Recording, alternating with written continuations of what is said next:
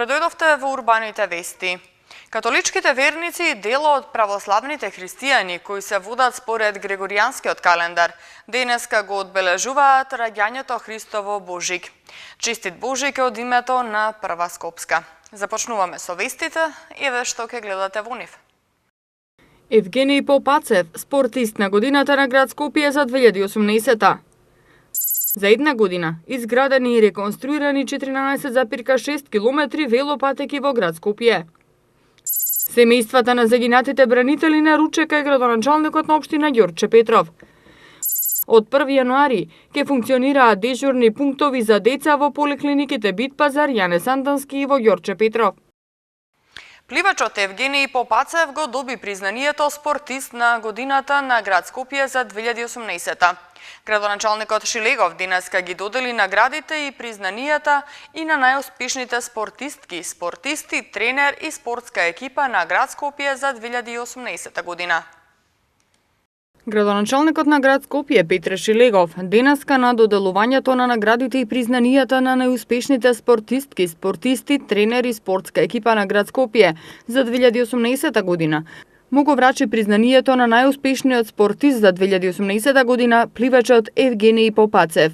Тој посочи дека градот внесува новини, особено кога се спортот и младите во прашање. А оваа година првпат за 100 најуспешни спортисти ученици се обезбеди стипендија за 8 месеци во текот на учебната година. Мене ми е идејата, мене ми е целта да оноку колку што скромно може градот го подпомогне развојот на спортот од една страна, од друга страна кај младите генерации да направиме едни навики на поздрав живот, на спортска култура, така што очекувам дека тоа, ако денеска вложуваме за 10 години, ќе ни се врати со несомнени успеси какви што нашиве екипи, особено скопските, знаат да ги манифестираат што на државно, што на регионално ниво. Шилегов им ги честиташе годинашните успеси на спортистите, а на сите тренери и спортски работници им се заблагодари за ангажманот со цел постигнување извонредни резултати на европски и светски надпревари. На свеченост беа прогласени најуспешните во неколку категории, и тоа најуспешни 10 спортисти во сениорска категорија мажи и жени, најуспешни 5 спортисти во младинска категорија мажи и жени, најуспешен тренер, најуспешна спортска екипа од Скопје, најуспешен спортист и спортистка странец кој настапува во екипа од Скопје и најуспешен спортист и спортистка во категоријата на лица со посебни потреби. Признанијата за најуспешните спортистки, спортисти, тренер и спортска екипа за 2018 година ги доделува градот Скопје, а организатор на манифестацијата е Сојузот на спортови на Скопје. За оваа традиционална манифестација, град Скопје издвојува 300.000 денари. За 14 месеци во Скопје се изградени и реконструирани 14,6 км велосипедски патеки низ градот. Според плановите на градот во 2019 година се планира да се изградат велопатеки во должина од над 16 км, а за 2 години Скопје да биде велоград со развиена мрежа која ќе го поврзува целиот град. Од град Скопје денеска информираа дека во последните 14 месеци се изградени и реконструирани 14,6 км велосипедски и пешачко велосипедски патеки во вредност од 56,5 милиони денари. За следната година најавија изградба и реконструкција на велосипедски патеки во должина од над 16 км. За прв пат се изградени велосипедски патеки на градските улици во општините Кисела Вода, Чаир, Бутел и Ѓорче Петров, а изградени се и нови велопатеки во општините Карпош, Центар и Газибаба, информираше денеска портпаролот на град Скопје Валјон Салиху. Според него Скопје требало да биде велоград во 2017 година, но биле изградени само 60% од планираната велосипедска мрежа. За една година успеавме да изградиме дополнително 20%, со што се искачивме на 80-тото место од мрежата потребна за поврзување на градот, нагласи Салиху. Градот Скопје изработил и мапа за илустрација на изградените велопатеки во градот, како и за делниците што ќе се градат во наредниот период. Сите патеки потенцираат од град Скопје се изведени во согласност со стандардите кои предвидуваат слеани рабници за обиколување на автобуските станици со одветна хоризонтална и вертикална сигнализација и заштита со стопчиња. Во 2019 година планираме да го споиме и малиот ринг, продолжувајќи да градиме и реконструираме велосипедски патеки во должина од над 16 километри. Според плановите на градот, за 2 години од сега Скопје ќе биде велоград со развиена велосипедска мрежа што ќе ги поврзува сите населби во градот. Семејствата на загинатите бранители од Ѓорче Петров кои животот го загубија во војниот конфликт во 2001 година. Денеска на новогодишен ручек во организација на општина Ѓорче Петров повторно го искажаа незадоволството од досега нереализираните ветувања на власта за финансиска помош и вработување на членови на најтесното семејство. Градоначалникот на општина Ѓорче Петров заедно со националниот координатор за воени и полициски ветерани Стојан Чангелов денеска остварија средба со семејствата на загинатите припадници на армијата на Република Македонија од територијата на општина Ѓорче Петров. Двајцата представници на власта ги слушнаа долгогодишните проблеми со кои се соочуваат сопругите, децата и родителите на бранителите, кои во 2001 година својот живот го жртвуваа за Македонија. Најголемиот проблем за кој со години бараат решение е нередовното вработување. Тие од надлежните бараат да им помогнат во обезбедување на постојан работен однос во државна институција. Ангелов потврди дека досега малку е направено за семејствата на загинатите, но верува дека тоа во најбрз можен рок ќе се поправи. Целта нова средба е во пресрет на новогодишните празници да поразговараме со луѓето, да видиме што ги мачи, какви проблеми имат и кои од овие проблеми можеме да ги решиме и доколку имат некое неостварено право кое што ги следува со закон, да се погрижиме за истото. Колку години помина од 2001 година до сега, дали е до сега нешто превземено? За жал многу малку, но благодарение на курсот на оваа влада, во која што јас сум именуван за национален координатор за воени и полициски ветерани, верувам дека во следниот период ќе решиме повеќе од проблемите кои што се провлекуваат веќе 17 години. Градоначалникот на општина Ѓорче Петров Александар Наумовски, кој самиот бил учесник во воениот конфликт во 2001 година, информира дека ќе работи на подобрување на социјалниот и економски статус на семејствата на загинатите бранители од Ѓорче Петров. Ова е некоја нова традиција која што сакаме да воспоставиме со самото присуство на националниот координатор за бранителите, мојот другар Стојан Чангелов, да воведеме еден нов начин пристап кон овие луѓе, бидејќи јас лично исто како доброволец за Радуша кога беше нападната, тие трауми остануваат низ општина Ѓорче Петров. Јас секојдневно се среќавам со нив, меѓутоа друго е кога директно од премиерот преку националниот координатор за бранителите, тоа истите ќе бидат сослушани, евидентирани нивните проблеми и колку што можеме и како локална самоуправа, како општина и како влада да им излеземе во пресред, бидејќи загубата за Република Македонија нема цена. За потсетување, бранителите Томе Бадаровски, Гоце Чангуловски, Бранко Јанев, Томислав Настевски, Маријан Чобушковски, Ивица Златевски, Томе Димовски и Раде Јанковски настрадаа на 10 август 2001 година, кога воено товарно возило на патот кај местноста Љубоденски Бачила нагази на 2 противтенковски мини. Градоначалникот на општина Газибаба Борис Георгиевски денеска додели новогодишни пакетчиња на 240 деца од улица, на децата од кризниот центар Надеж, на децата со посебни потреби од Железара, како и на децата од посебното основно училиште Иднина и на СОС Детско село. Децата без родители од СОС Детското село, децата од Дневниот центар за деца од улица, како и децата од кризниот центар Надеж и децата со посебни потреби од основното училиште Иднина. Денеска се израдуваа на новогодишните пакетчиња, кои во пресрет на новогодишните и божикните празници им ги подели градоначалникот на општина Газибаба Борис Георгиевски. Георгиевски истакна дека во рамки на можностите на локалната самоуправа, секогаш, не само денеска, ќе им излегуваат во пресрет одговорот на барањата и потребите на институциите во кои се згрижени децата од општина Газибаба. Сакаме да им укажеме посебно внимание. Им поделивме новогодишни пакетчиња со цел топлината и она што не очекува предстојните празници го осетат токму во просториите кои што се наоѓаат. Навистина, тоа го правиме со искрени намери да можат новогодишните празници кои што не очекуваат да осетат внимание, љубов и верба, посебно од нас возрастните и луѓето кои што ја водат општината и кои што се одговорни за нивната грижа.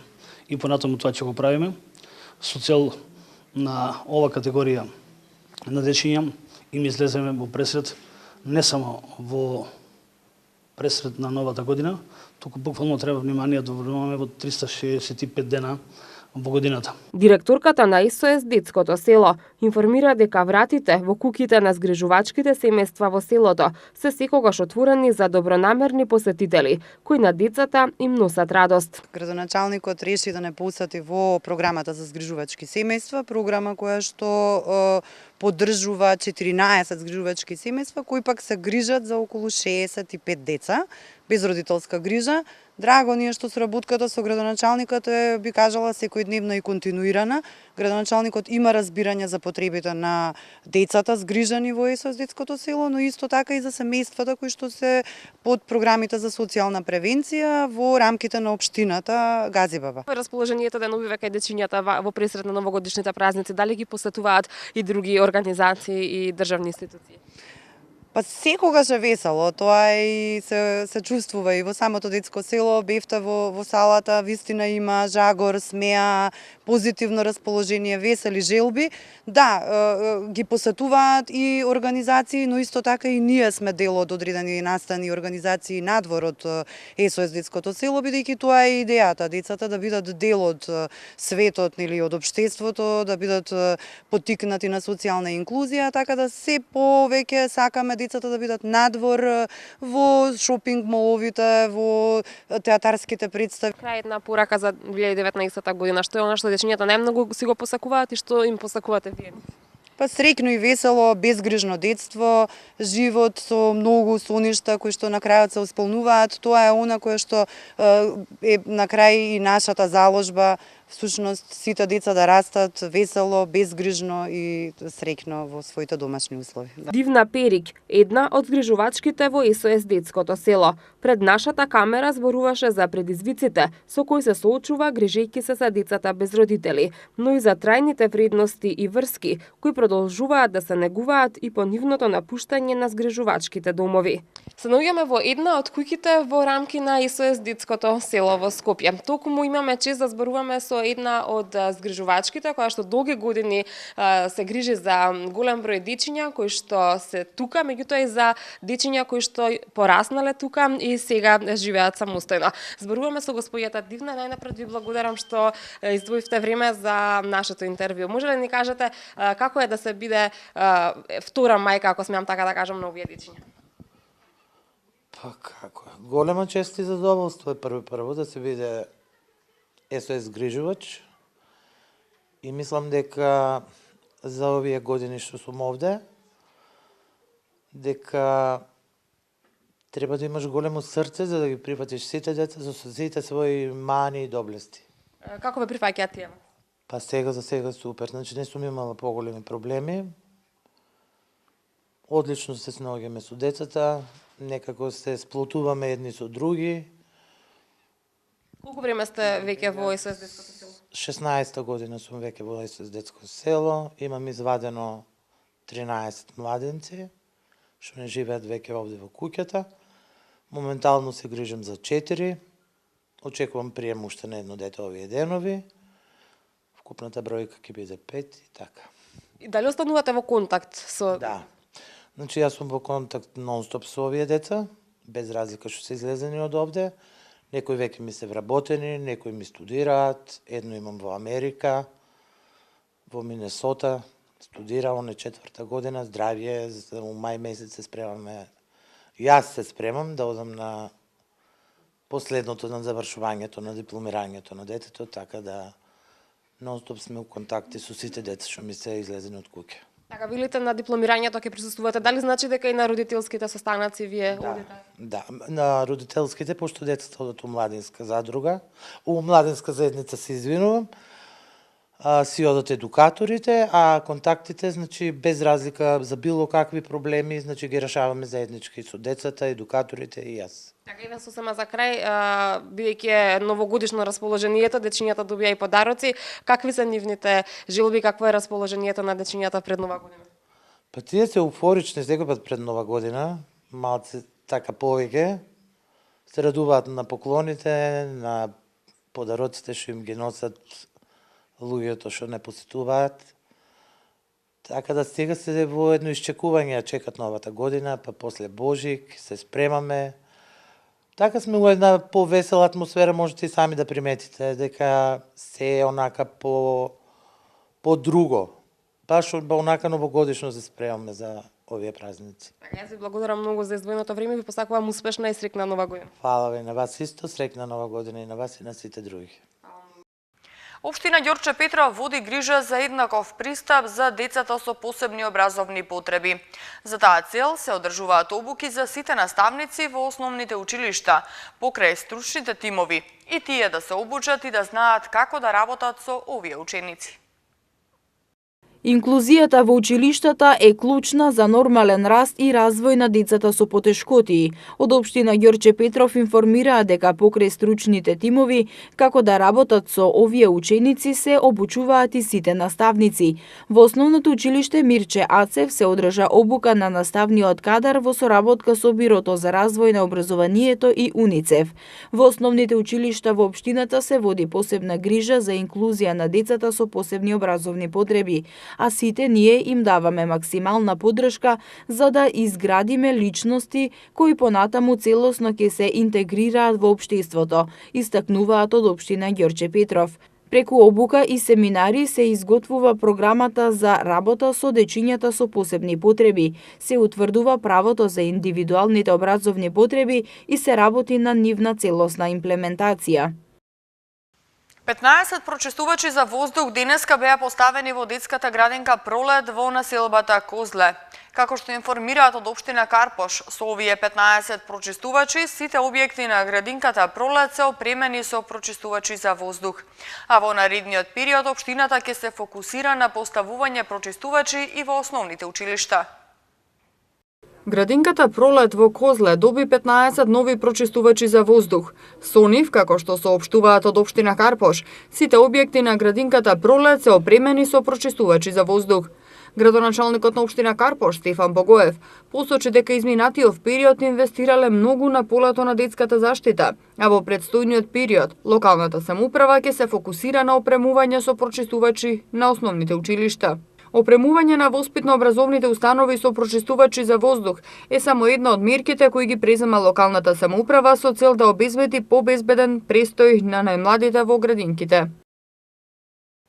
3 дежурни пунктови ќе почнат да функционираат од 1 јануари, и тоа во поликлиниките Битпазар, Јане Сандански и Ѓорче Петров, од понеделник до сабота од 19:30 до 7:30, а недела 24 часа. Лабораториите во овие пунктови ќе работат од 8 до 23:30 цела недела, а ќе работат искусни лекари, дополнително тренирани и во областа на педијатријата. Од 1 јануари ќе почнат да функционираат 3 дежурни пунктови во здравствениот дом Скопје, и тоа во поликлиниките Битпазар, Јане Сандански и во Ѓорче Петров, каде граѓаните најпрво ќе може да побараат здравствена помош за своите деца, наместо да одат во клиниката за детски болести или во детската болница Козле. Пунктовите ќе функционираат од понеделник до сабота од 19:30 до 7:30, а лабораториите ќе работат секој ден до 23 часот. Во недела пунктовите ќе работат 24 часа, а лабораториите ќе работат од 8 до 23:30. Министрот Филипче посочи дека во пунктовите ќе работат искусни лекари, дополнително тренирани во сферата на педијатријата, кои ќе можат во многу краток период, заради близината во однос на местото на живење, да им дадат помош на децата на кои им е потребна. Лекарите ќе бидат и во постојана комуникација со дежурните на детската клиника и детската болница Козле и по потреба за потешки случаи и на оние на кои им е потребна болничка нега ќе бидат препраќани во овие две институции. Директорот на Здравствениот дом Скопје рече дека почнала едукација на персоналот кој ќе работи во дежурните пунктови, за да можат поефикасно и постручно да се справат со проблемите од педиатриска природа. Во наредниот период се очекува не само да биде намален бројот на пациенти кон детската клиника, туку да се препознае овој сервис како вистински и да почнат овие услуги да ги користат многу почесто отколку услугите на клиниките. Јавното предпријатие Паркинзи на општина Центар за една недела отстрани 188 непрописно паркирани возила во централното градско подрачје. Оттаму апелираа да се почитуваат прописите за правилно паркирање, со цел да не се загрозува безбедноста во сообраќајот и движењето на пешаците и велосипедистите. Во текот на минатата недела, на територија на општина Центар со помош на трите специјални возила Пајак на јавното предпријатие Паркинзи на општина Центар, одстранети се 188 непрописно паркирани возила, што го попречувале нормалното и безбедно одвивање на сообраќајот, соопшти јавното предпријатие. Сообраќајната полиција и Пајак службата на Паркинзи на општина Центар во период од 17 до 22 декември санкционираа 188 непрописно паркирани возила, од кои 2 возила биле затекнати на паркинг места за лица со посебни потреби. ПОЦ апелира до граѓаните да ги почитуваат прописите и да ги оставаат своите возила само на пропишаните обележени паркинг места, со цел да им се овозможи на пешаците и велосипедистите нормално движење по тротоарите и велосипедските патеки, а на возилата безбедно движење по улиците.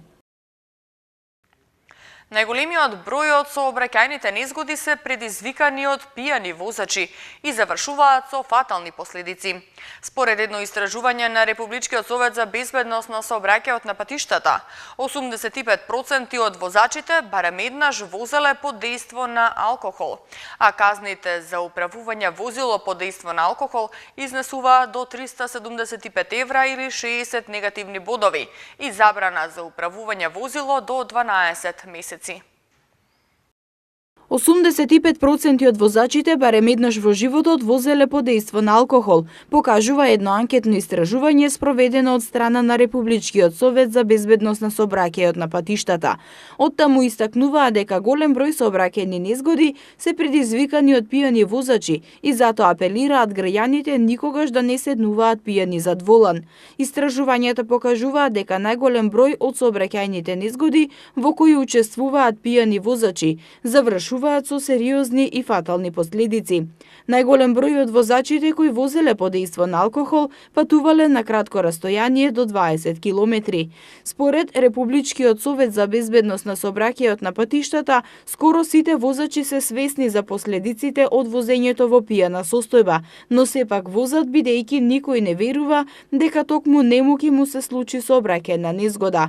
Согласно Законот за безбедност на сообраќајот на патиштата, возачот не смее да управува возило под дејство на алкохол, односно доколку количината на алкохол во крвта изнесува повеќе од 0,5 промили. Толеранцијата на алкохол за возач почетник е приближно еднаква на 0. Казните во зависност од количината на алкохол во крвта изнесуваат до 375 евра, односно до 60 негативни бода во возачката книшка од максимум 100 и забрана за управување возило до 12 месеци.